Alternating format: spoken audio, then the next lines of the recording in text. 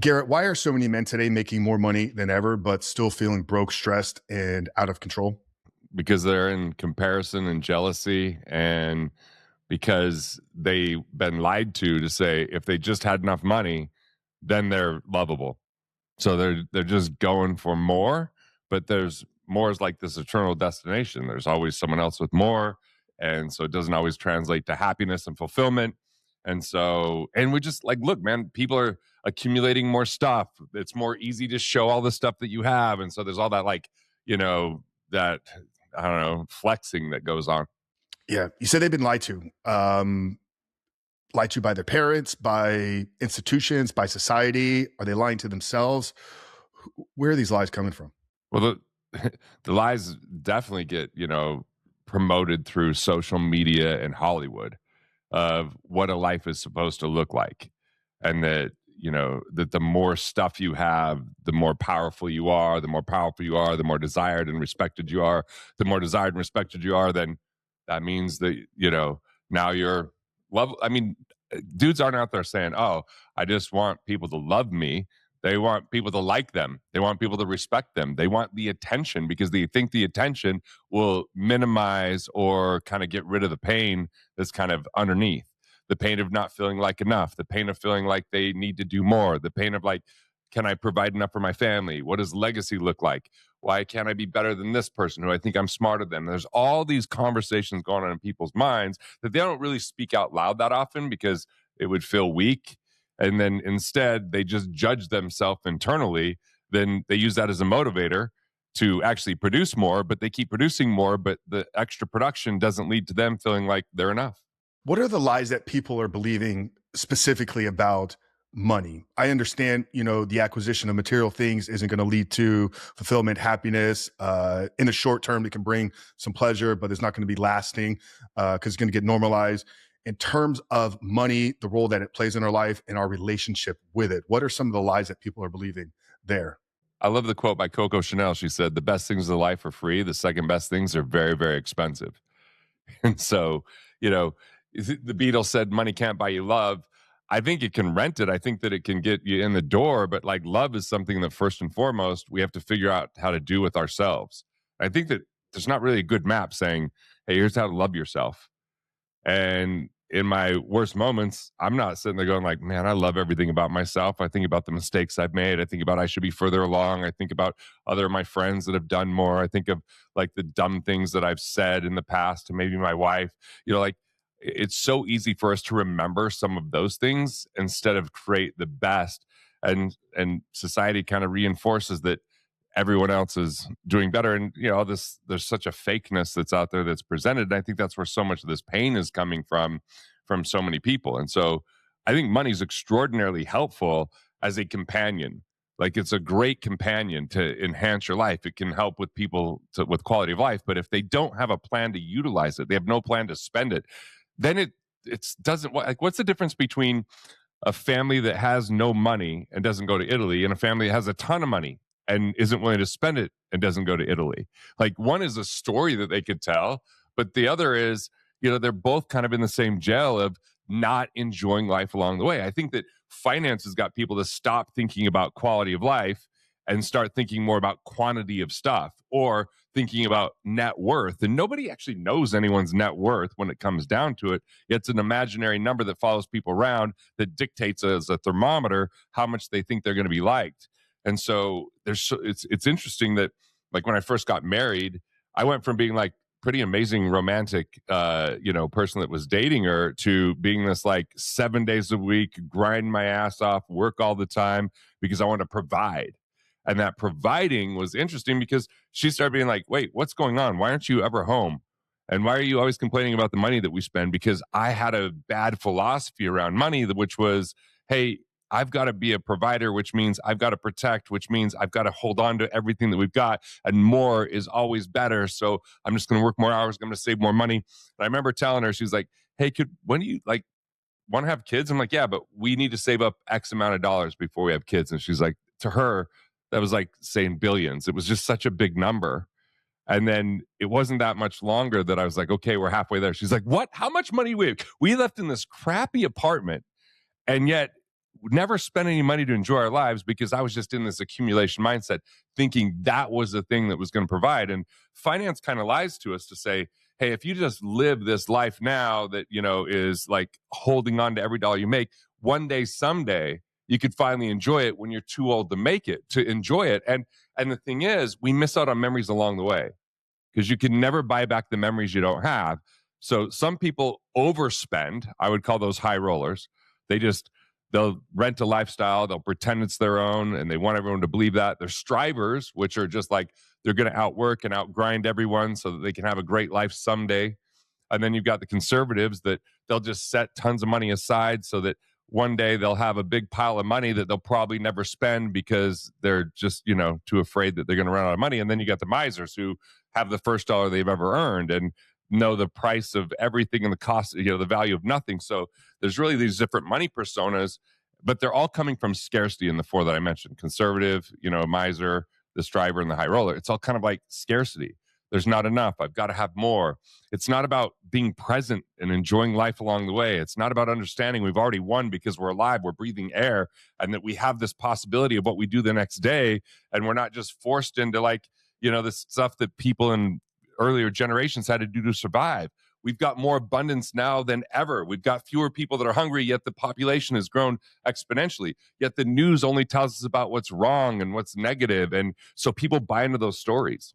I want to stay on this topic of self-love. A lot of the work that we do with the Rebuild Man, helping guys break free from addiction, is identity driven. For whatever reason, they're struggling with these subconscious patterns that, despite maybe having the best financial month ever or winning in life or even getting to the point where they got everything that they set out to accomplish, family, home, kids in private schools, they still don't look in the mirror and they don't like the person or love the person looking back at them. And that'll drive them to self-sabotaging behaviors. A lot of this is programmed into us from a young age for whatever reason. It could even be generationally passed through. How much of our identity when it comes to money is something that's passed to us generationally or even programmed in us before we are maybe consciously aware of the programming? Yeah, so epigenetics is actually passed down from generation to generation at a cellular imprint. So we've adopted these belief systems we don't even know where they came from.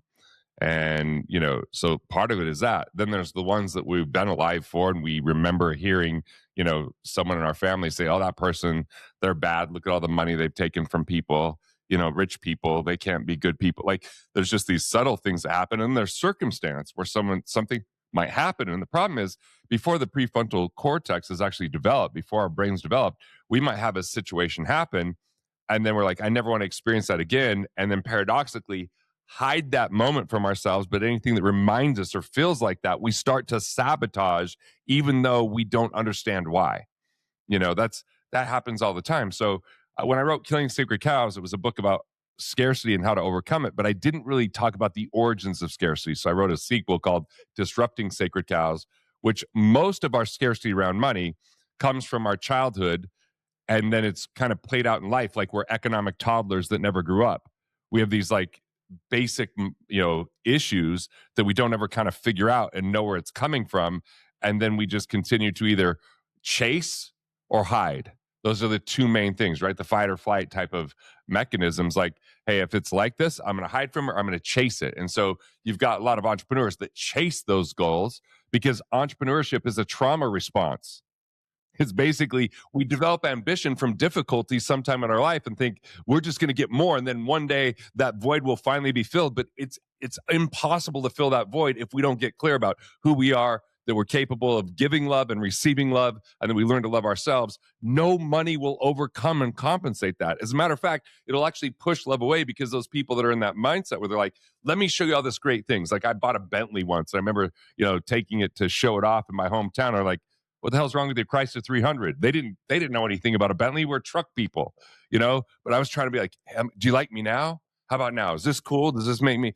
And no, they just want to hang out. They want to talk. And sometimes when we get so caught up in like, hey, I want you to think I'm amazing, that we don't see the amazing that's across from us. And then that actually creates a massive disconnection.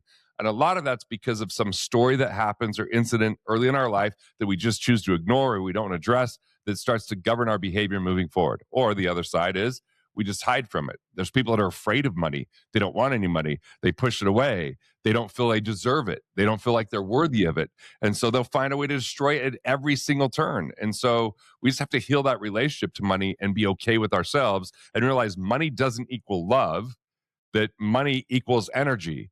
And the more energy we give, which can come in the form of we're adding value, serving others, solving problems, which can feel like love, but it's not a substitute for love. Money is not a substitute for love. It can rent it for you, but it doesn't sustainably get it for you. That's why, it says can't buy me love, or, the best things in life are free. I want to unpack those two different identities. I would assume the second one, the person that doesn't feel worthy of money, is the person that's going to use phraseology like, I don't need specific things, right? I don't need nice cars. I don't need nice homes. I don't need luxury items. I think that one would be very clear to identify. How can somebody know if they're that first archetype, if maybe they have some of that old programming, and they're trying to acquire money for love or self-worth? Like, what are some patterns that they can look for in their thoughts, in their maybe some of their habits that could reveal that to them? Yeah, we'll dive into this, but people could just DM me on Instagram at Garrett B. Gunderson quiz, and I'll hook them up with the quiz so they could find out, are they the miser or mindful manager? Depends on if they're abundance or scarcity. Are they the conservative or are they the planner? What are the trap doors that move towards the conservative?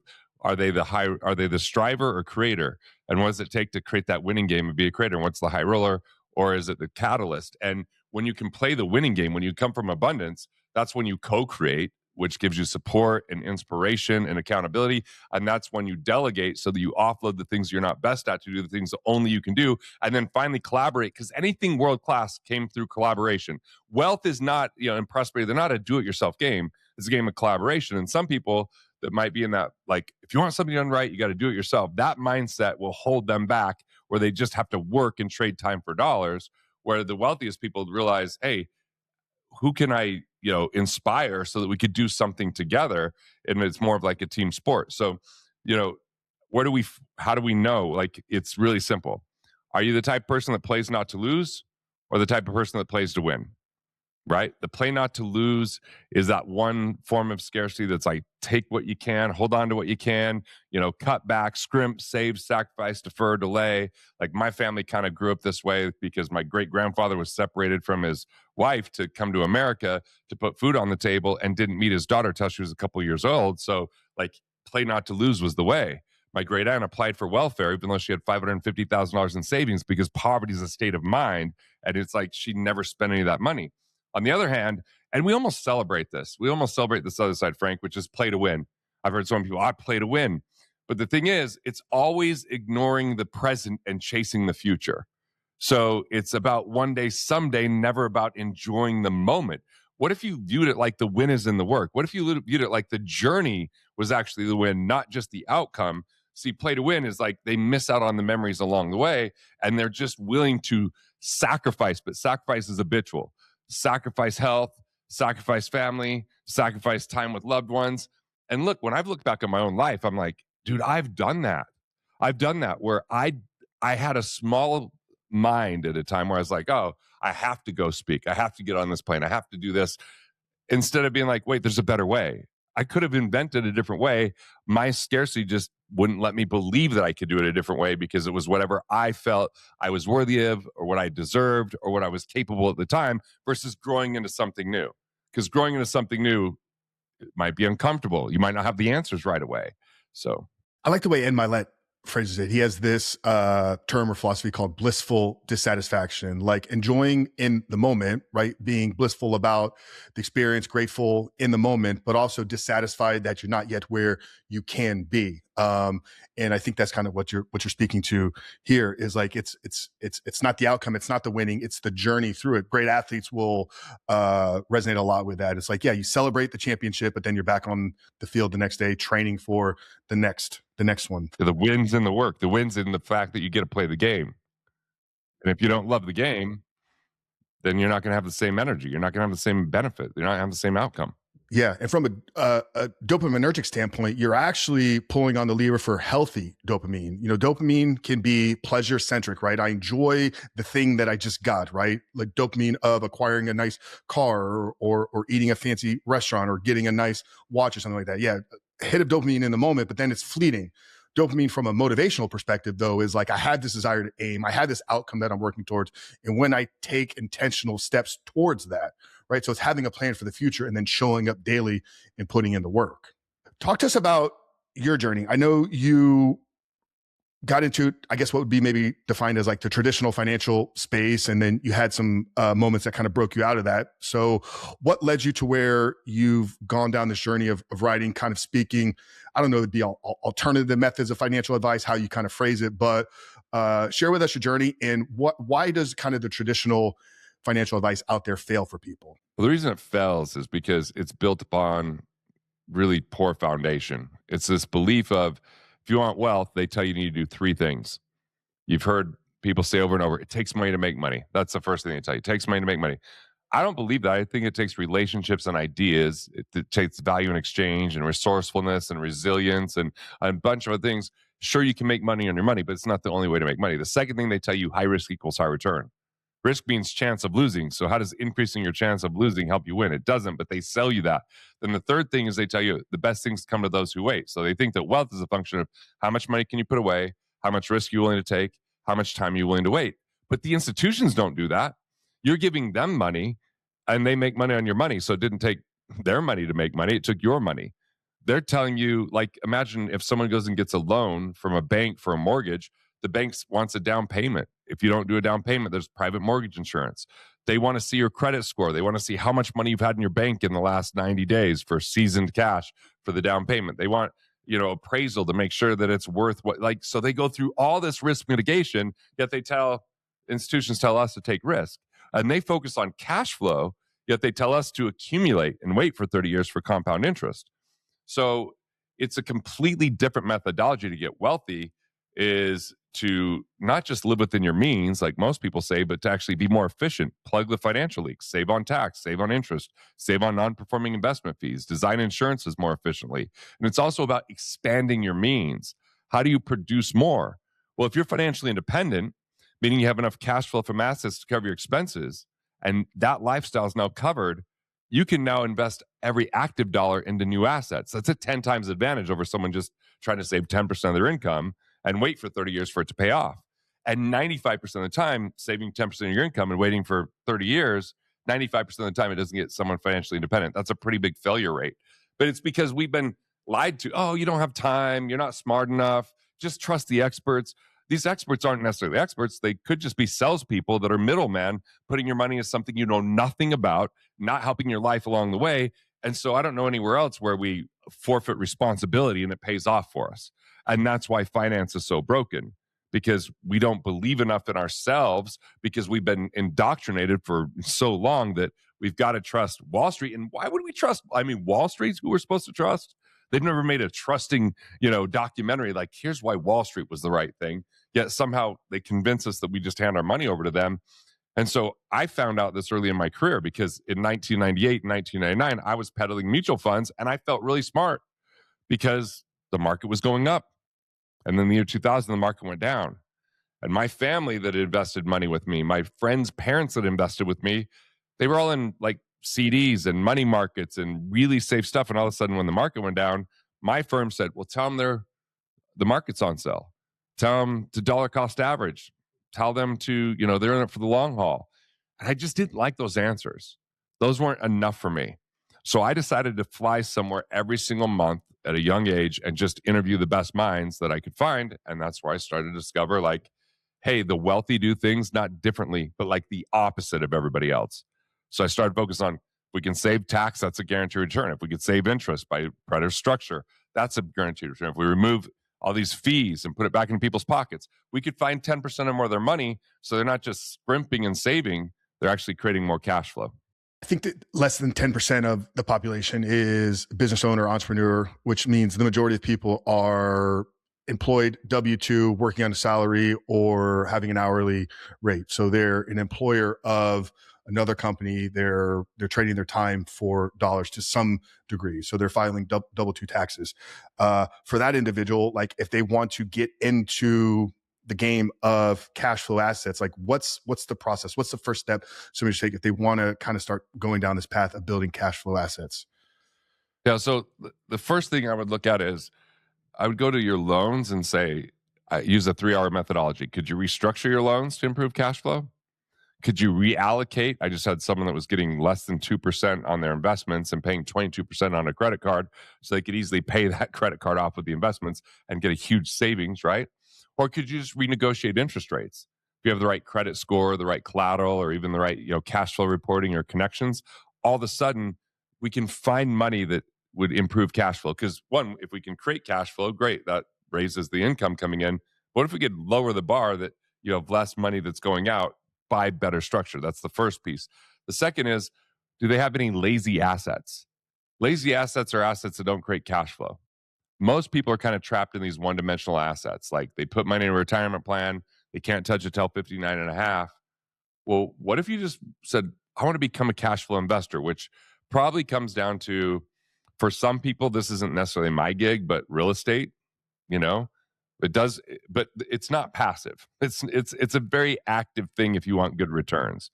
If you just hand someone money, you're probably not going to get nearly as good returns. You have almost no control. But if you're active in it, you also have to go, I'm going up against people that might be full-time and professional at this. So you got to be selective. And are you willing to do that extra work? I had this guy, Dale, that came to me and he got financially independent in 362 days because he just decided 20 hours a week he was going to do real estate outside of his 9 to 5 job. And then after that 1 year, he quit the job. And then he actually started creating cash flow optimization stuff for me because he was an engineer. He's really good at it. But I would recommend creating that kind of financial independence. The second thing is you could acquire businesses. We have a massive number of businesses changing hands with all the baby boomers and people aging. And so it just depends on, is that really something that you're confident in, competent in, and willing to do? Not everybody is.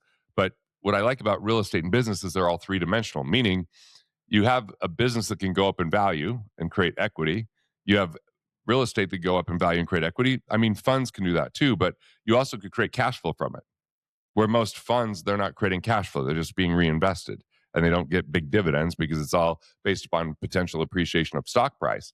So you have also tax advantage of owning a business and tax advantage of owning real estate. So those are three-dimensional versus one-dimensional when you're just putting money in like a retirement plan, because it's just deferring the tax unless it's a Roth instead of saving the tax.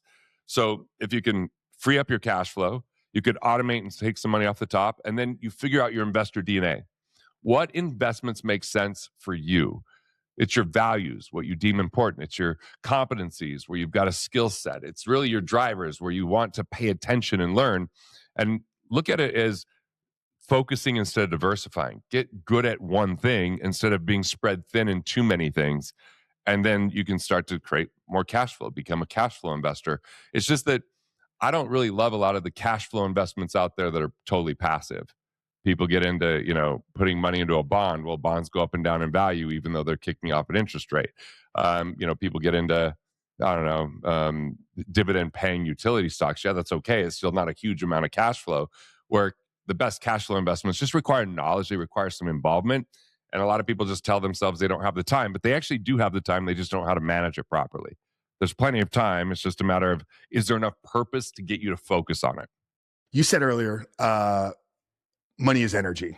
I love if you could unpack that a little bit. I think people think of money, paper, maybe it's some numbers on a screen. Maybe it's, this card equals money because we can buy things with it. What do you mean when you say money is energy? Money's a representation of value. It's not value itself.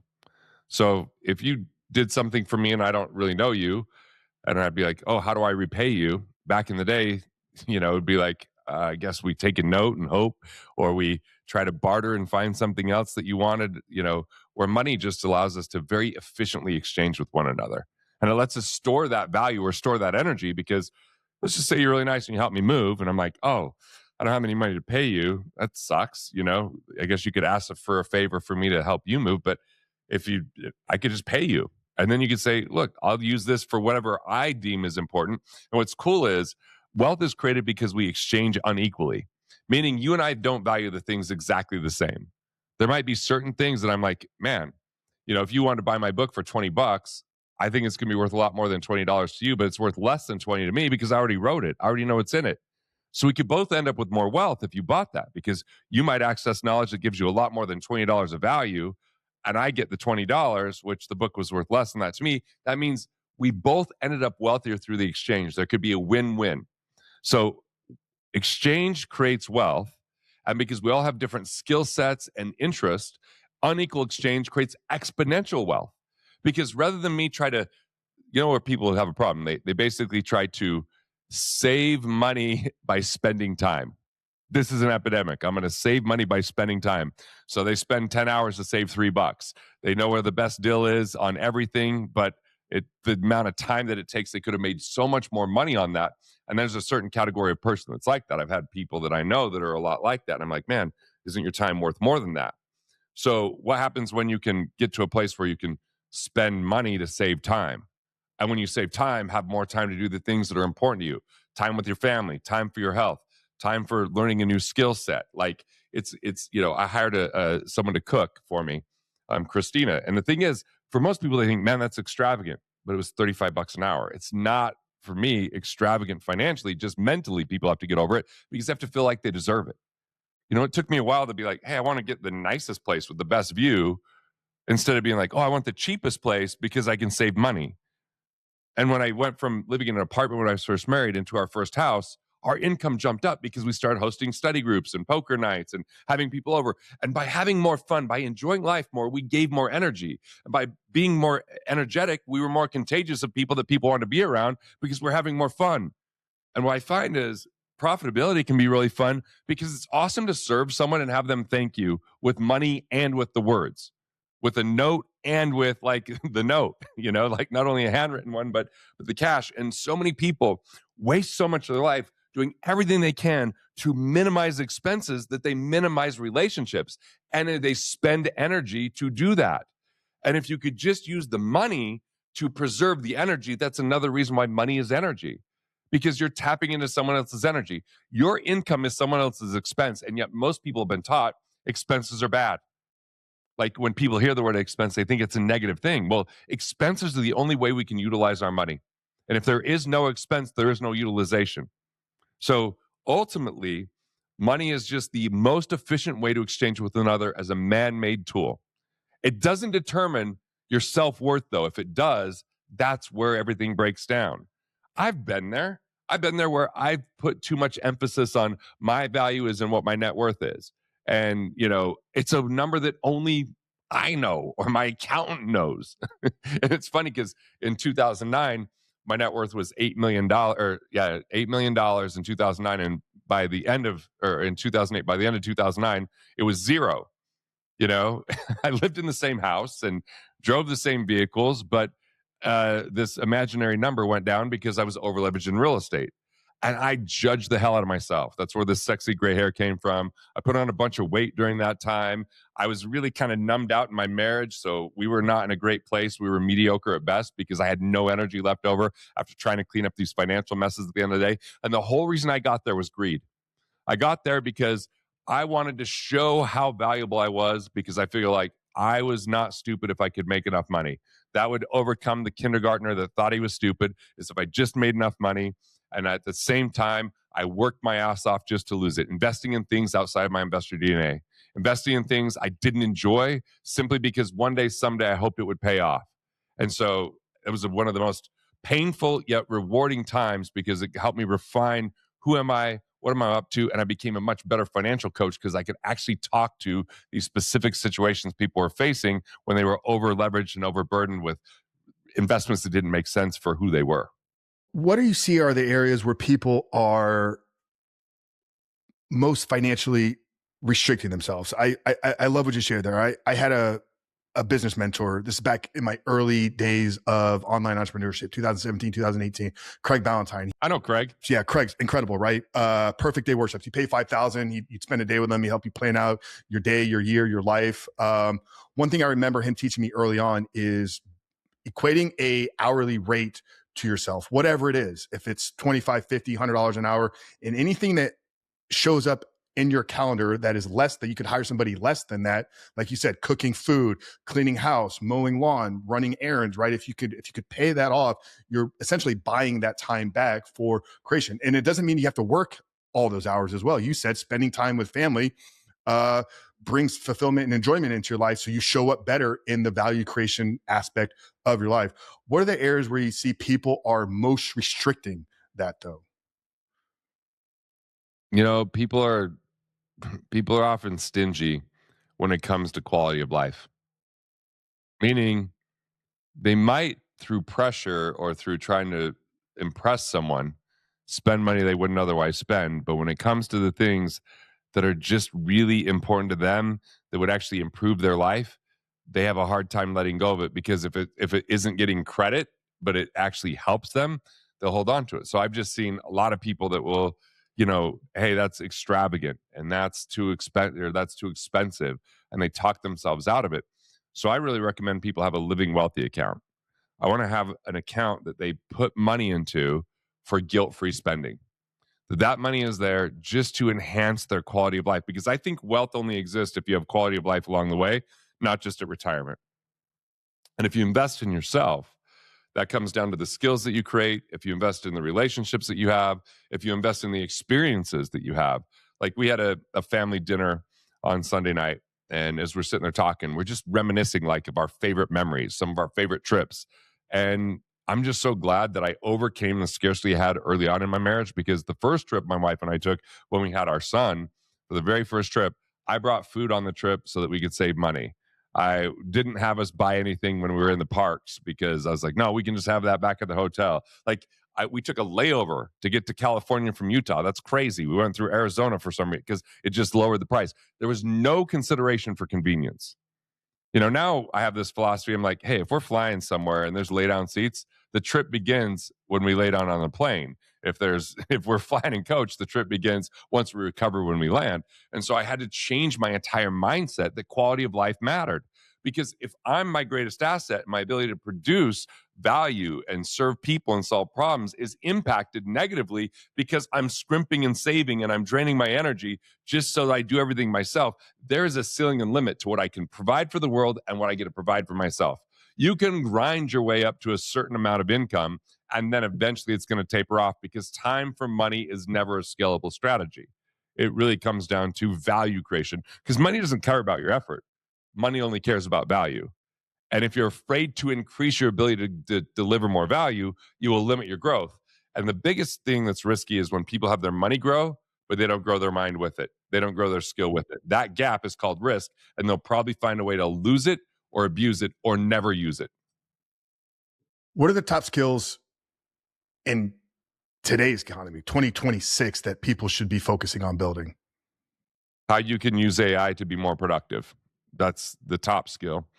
You know, I think that sales is always a skill that matters. Financial intelligence, because if you don't have it, it's a permanent penalty. Every day you're not financially savvy, money gets overpaid to the government. Money gets paid to the institutions. It's rightfully yours. You're building out every big building for Wall Street and banks instead of building out your own home. So I think that financial intelligence is another one. Just communication on any level, whether it's writing, whether it's speaking, whether it's, build relationship building, emotional intelligence. Like, there's certain skills that if you have that, it's really going to help you out. Like, just being willing to take a chance is one of the best skills. Like, I try to tell my kids, I'm like, be willing to take a chance and get told no. Put yourself out there. My son's going to go door to door over the summer and sell pest control. I'm like, bro, you're going to get so many no's. It's going to be so good for you, because you'll learn not to take it personal. And you'll learn that the more no's that you get comfortable with, the bigger yeses that you'll receive, And so, that's another skill that I think is really critical. Yeah. How old is he? He's 18. That's amazing, man. I was telling our guys inside our community last week that communication is going to become probably the most valuable skill set in today's world. I mean, people are leveraging AI to the point where they're literally using Chat GPT to try to talk to girls on dating apps. You know, how do I cold approach somebody on a dating app? They're having AI write their messages for them. So if you could focus on a communication verbal, I know that's one thing that you do. I mean, you do stand up comedy. I'm curious how you got into that. Well, so look, my family's hilarious. Whether it's my dad's side of the family was Mormons, and yet my uncles were hilarious and inappropriate, so no rules applied. And then my mom's side of the family was Catholic, like 7 days a week, pray the rosary, like Knights of Columbus, everything. But again, so inappropriate when it came to jokes. So like from the time I was 5, comedy felt like love. Family events, like my mom had just this infectious laugh. My dad's got this amazing dry sense of humor, and so humor had always been a part of our life. And when I came back from college, one Thanksgiving, they had me tell these jokes. The whole family gathered around. It's literally like the whole front room is just packed and everybody's laughing. My grandma's laughing hysterically at the most inappropriate jokes that she should never be laughing about. And until the time she died at 91, she'd always, when I would show up, she's like, "Are you going to tell your jokes?" So it was always about telling jokes. And even when I did comedy the first time, it was 2017. And I told my wife, it's not like I'm going to be traveling for it. And she goes, "I see the look in your eye. I know we're going to be traveling." Within 2 weeks, we traveled because there was a set where Thanksgiving was for the other side of the family. And I was like, "Oh, we're going to go because I want my family to be there." And they were supporting and they were super loud. So what happened was my wife made the mistake. We went to Italy for a summer. We came home, went to a baseball game on my birthday, and it was slow as baseball games normally are. So I was making her laugh, and she goes, "Where'd you hear this joke?" I'm like, "From my own brain." And she's like, "That's kind of funny." But I translated that, I'm a comedic god. Kind of funny, comedic god, same thing in my mind. So then Keith Yackey, who I was doing my first speech after being gone for a whole summer, and he introduced me as hilarious. Just kept saying, "Oh, next speaker's hilarious." So I told some jokes. The crowd laughed. So right when I walked off stage, I called my comedian buddy and I said, "Can you be at my office tomorrow? I'm ready to write a set and do an open mic." So we did. I had my young son there. He laughed hysterically because the whole thing was about how I looked like Jesus. I didn't have his powers. That was my whole premise. And man, it went well enough that he's like, "Man, you should open for us." So I just started opening for those guys, and then had other friends that were getting into comedy, so we were doing stuff. And then when my buddies were doing a special, there was a manager there, and he saw me give a. I had a really good set that night, and he goes, "Dude, nobody's doing this in money. You should do this." And took me a minute to say yes. Worked on it for like a year, and then we eventually filmed this special and got it on Amazon Prime, or is what my kids said. "Why not Netflix?" I was like, "Thanks, guys." Like I'm a rookie, I was happy with it as is. So yeah. Yeah, that's amazing. Keith is hilarious too, in everything that he does. I mean, just taking it hanging. I roasted him for his birthday for yeah, it was a pretty good roast. He's pretty roastable and he makes it fun because he just gets so into it. Yeah. How has integrating humor in your speaking, writing, just overall communication, business wise, helped you? I think some of the best communicators from stage, whether they're giving an inspirational, motivational talk, whether they're delivering a sermon on a Sunday morning, can integrate humor. You said it. Humor is love, right? So how has this improved um, your business? I mean, has there been a direct correlation impact that you've been able to see since you've done this? Well, I spoke at this event in Florida a couple years ago, and they played my comedy trailer before I came out. So I was like, well, I should do some comedy since it's kind of my comedy trailer. So I had an hour and 45 minutes to speak, and it was like 2,000 people in the room. And when I left the stage, the guy in charge of the next year's event goes, "Dude, that was so unfair that we didn't give you more time." I'm like, "What do you mean?" He goes, "Dude, 20 minutes isn't enough." I'm like, "Dude, I did an hour and 45 minutes." But humor just resets people. You tell a joke and the energy's right back. And it's a connection because if someone's laughing, their head's not stuck in the past thinking about something. They're not worried about the future. They're just in the moment with you. So there's a real connection to it. And so if I could make a normally tough topic like money a little bit funny, people are more willing to learn. I can make these poignant points, but still have them remember it. They say you remember 3 times more if you laugh or if you're scared. So I'm like, well, I'll let the news scare people. I'll let comedy have them laugh and remember. And so we haven't done a ton on the video side, but we have some videos coming out called the Financial Roast, where we're actually taking topics and we just do a roast of that topic, but then have some really important points at the end. We're going to have one on debt, one on retirement, one on crypto. So, like, we've got these topics, and it's kind of fun to write that. And just as a speaker, it's just, I'm just fast on my feet now because of comedy. And I mean, I remember I went to speak at this event, and I was like driving there, and there was a car accident. When I got there, they're like, "Hey, the other keynote, like, they're stuck in this accident. There's no way they're going to get here. Can you do 2 hours instead of one?" And it's a dinner. There's people at round tables eating. I'm like, "Can I do comedy?" They're like, "Sure." So I did my normal hour speech with an hour of comedy, and it's easy to pull off. It's just more fun too, dude. So yeah, I mean, it probably hurt my business because I spent so much time doing it for a while. But I think overall, it just helps my likability factor from stage for sure. Yeah. And I'm sure it fills that enjoyment, fulfillment bucket for you, giving you another creative outlet. So it's not always grind, focus work. It's like there's this enjoyment. I like it because I have a buddy that's really good comedian. We did a comedy tour together a couple years ago, and he's like, "Hey, you want to come do some comedy?" And it was here local, so I could just drive there. I'm like, "Yeah." But I got to write down some jokes. I want to do material. I ran them by my wife, who's the best critic, because if she doesn't laugh, then I know it's got to keep going. But we ended up having fun writing the jokes. Ran it by my kids. Got up there, had tons of fun. Had a bunch of friends that showed up. So it's like I've had so much good support from my friends with comedy. So it's brought me together with so many people because I did 16 city tour after my first set, and that was like, man, it's just all these people that I was able to fill different cities because they showed up, they filled the room for me, and it's just so much fun because it's, I don't know, man, it's just like it's it's such a good challenge for my kids to see me struggle to figure it out. And it's a pretty good confidence builder over time because you have to deal with, like, just the is this it's hard to explain, but it's fun to get nervous before you go up on stage, feel alive, be like, man, and then most of the time it goes pretty well.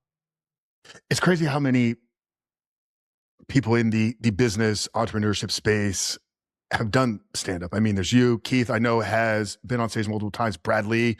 Yeah, I brought Brad on to mine when I did Vegas. There's a guy that teaches persuasion and copywriting. I saw him in Vegas. We had him on a show. I can't remember his name. But another business coach, entrepreneur teaching persuasion and copywriting. That is hilarious. If my friends wanted to do stand up, I brought them up on stage during my tour. And I had a lot of friends that did really well. My manager was really pissed. I did the Comedy Store in La Jolla, and he's like, "Hey, we got openers for you." I'm like, "I don't need openers. I got my own openers." He's like, "You who?" And he didn't know him. It was Keith and Garrett White. And I was like, "Trust me, it's gonna be fine." He's like, "No," like, he was mad at me. And so Keith gets up there, and my manager looks over and he's like, kind of like, "Okay, you're fine. You're right." Then Garrett gets up there and he's like, "I don't," because it was Garrett's first time. He's like, "I don't even understand. You put these guys of, Garrett's first time on the Comedy Store stage." But I'm like, the other thing is those guys brought super cool entrepreneurs to the room.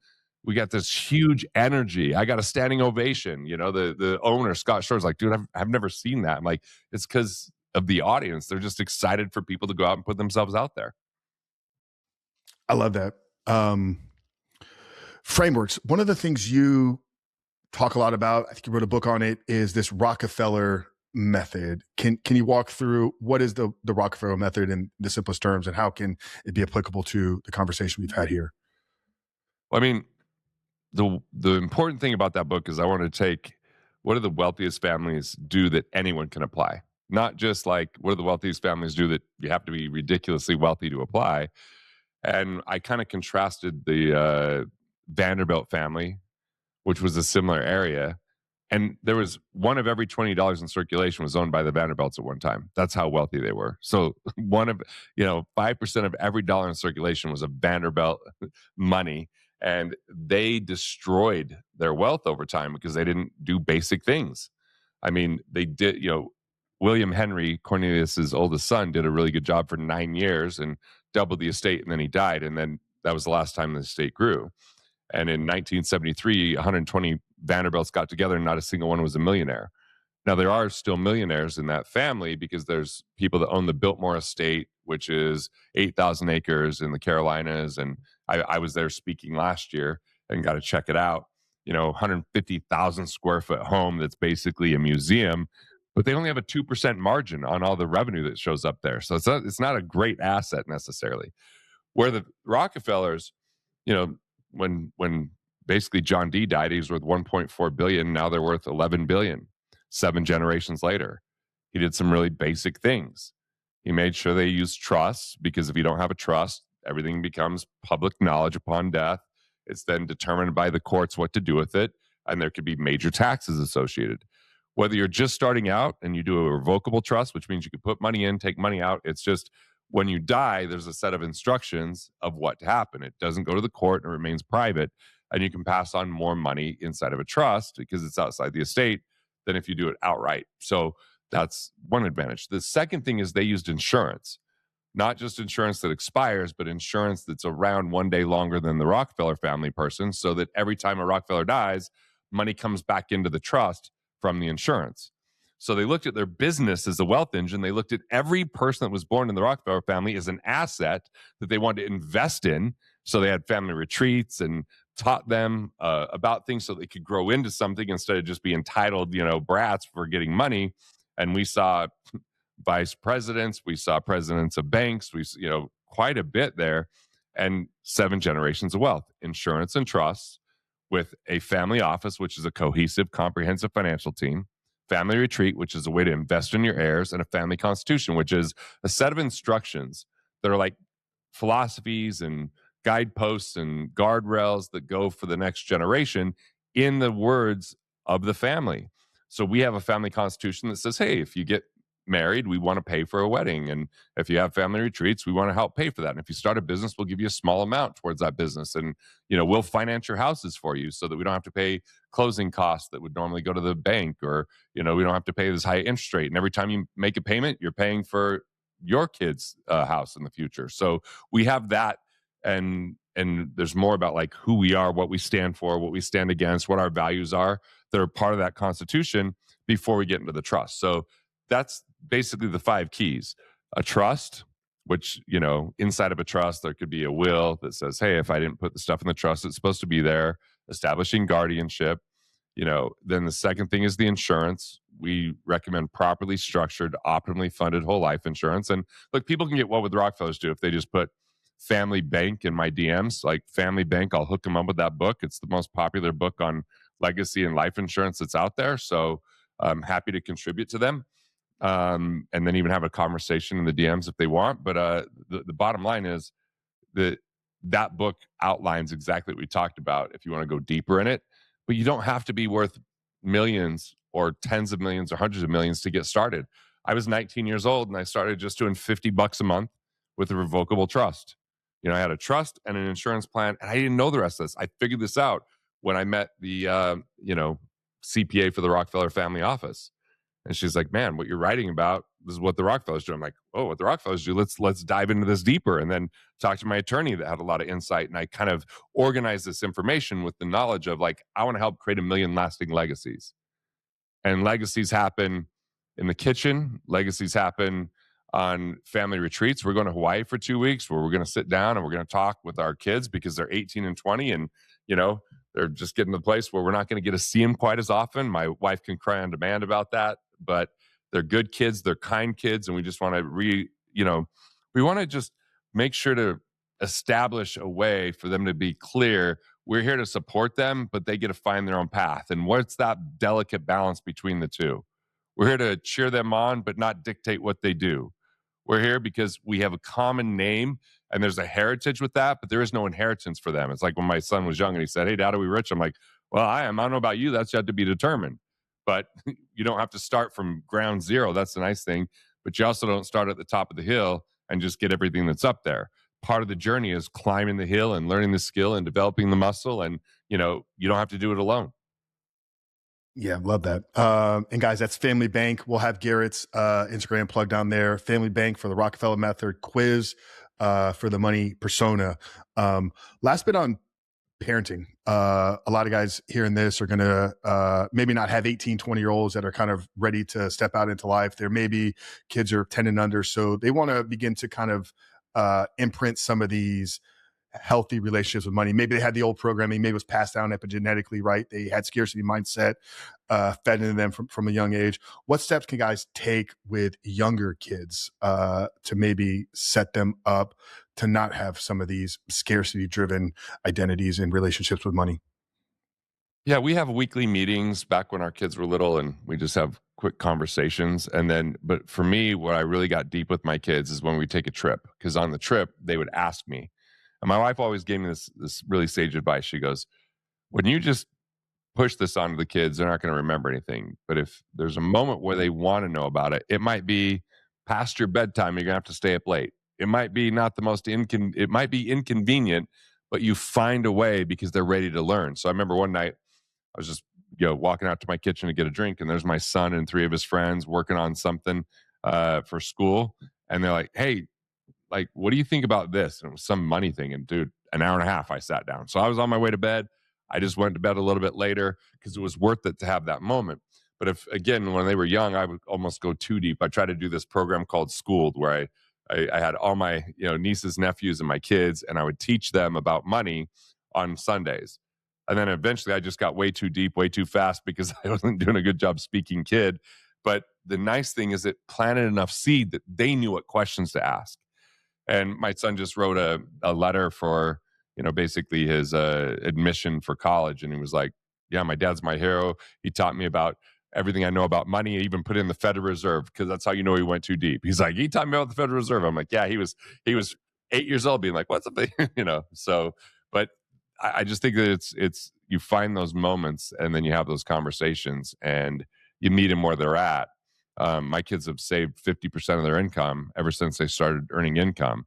They save it in a place, yeah, a little bit more on the speculation risky side, putting a lot of it into Bitcoin. But I thought that was really cool because they were interested in it.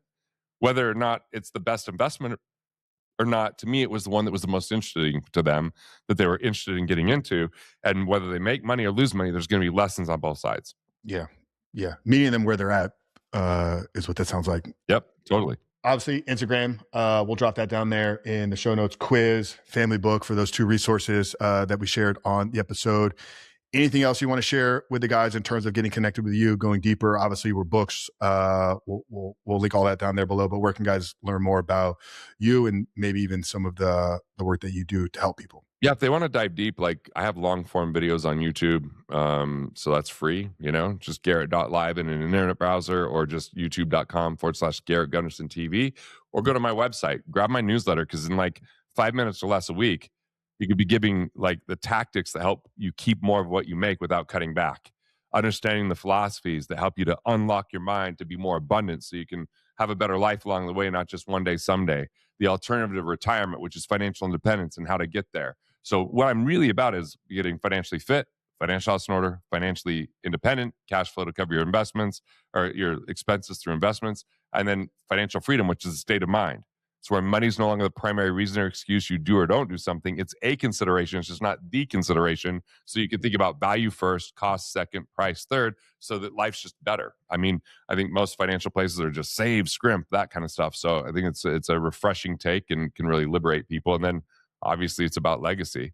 Live your legacy and then leave one behind as well because you've lived your best life. And what I've found is my wife does so much work for my son, and yet he writes the letter about me. And she's like, well, that's how it goes sometimes. Because it wasn't about me doing as much one-on-one time with him. It was about how I live my life. He knows when I travel, I pack food so that I can stay eating healthy. He knows that I'm consistent with my workouts. So he's learned about macros and he's working out and he's talking to me about this kind of stuff because, monkey see, monkey do kind of thing. And, that's the example that we give is the most important thing. So my wife and I are on the same page when it comes to finances. I asked her a lot of questions to figure out like what her philosophies were, what her childhood was like, how she views money, what's important about it. And then we built a structure around that, which means we haven't fought about money really since 2008. We did in 2008 because mortgages are melting down. We didn't have the same relationship we do today. We're 7 years into our marriage, but now we're 23 years into our marriage and we have the best relationship we've ever had without money being an excuse or a fight, where a lot of people list that as divorce. So if you want a better situation, start asking better questions, be more in communication, put the attention to it. And if you want to put more attention to it, I pay for things because I pay attention to that which I pay for. And so it's all possible if you do the work. Yeah. A lot of great advice there in the last 90 minutes, 90 seconds. Caught not taught, model the behavior that you want to see in your kids, and pay for the things that you want to pay attention to. Love it. Love it. Garrett, I told you before we kicked off kind of what the show is all about, this kind of 5-pillar F. We like to end every conversation with the same and final question. The title of our podcast is called The Superhuman Life. So in your perspective, worldview, and the things that you speak about, how would you define living a superhuman life? Well, it's when we create a vision so compelling we could dedicate our life to it. And then we don't even have the skill set when we say we're going to do it, but we learn it and we bring other people along so that we enjoy life along the way. I think a superhuman life is when you create a life you don't want to retire from, even though you could. Amen. Love that. Guys, connect with Garrett, Instagram, quiz, family book. Check out his YouTube channel. Incredible stuff dropping over there. Subscribe to the newsletter. We'll have all that link down there in the show notes for you. And if you got value out of this and you want to share this conversation with somebody, do us a favor and then the blessing by dropping this into their DM, and share it with us as well. And we'll make sure to broadcast it. But Garrett, I appreciate your time, brother. Keep doing incredible things in the financial space, and look forward to staying in touch and connected with you, man. Absolutely, guys. We love you. We'll see you in the next one.